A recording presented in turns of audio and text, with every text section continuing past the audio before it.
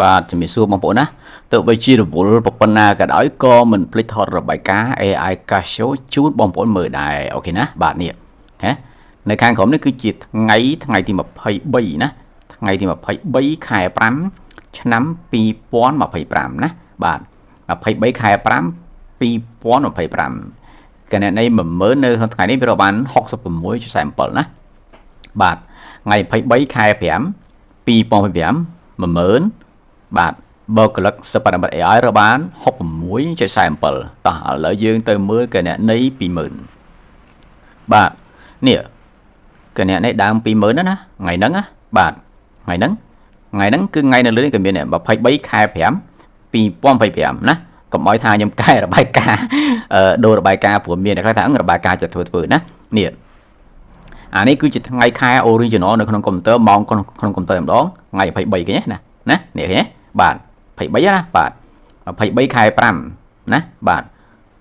20000 រកបានដល់ទៅ600បាទពីព្រោះ20000យើងបើករៀងខ្លាំងតិចណាបាទដូច្នេះហើយការសរុបរបាយការណ៍បាទពីថ្ងៃច័ន្ទដល់ថ្ងៃសុក្រណា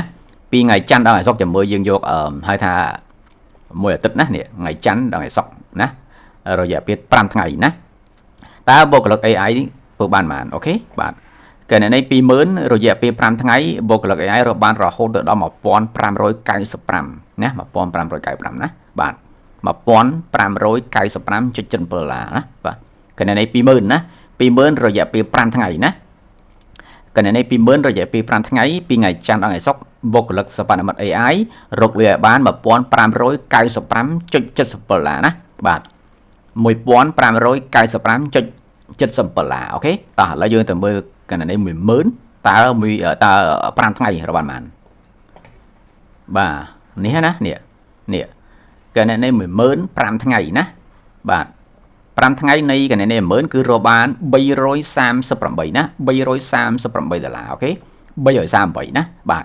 ខុសគ្នាហេតុអីបាន 10000 រកបានតែ338នៅក្នុងរយៈពេល5ថ្ងៃហើយ 20000 រកបានដល់ទៅ1500ជាងនៅក្នុងរយៈពេល5ថ្ងៃដោយសារតែការបើកណាការបើកទី1កណនី 20000 យើងបើករៀងចំណេញច្រើនរៀងកាចតិចហើយការបើករបស់កណនី 10000 នេះគឺយើងបើក slow តិចណាបាទអូខេអរគុណបងប្អូនជំរាបលា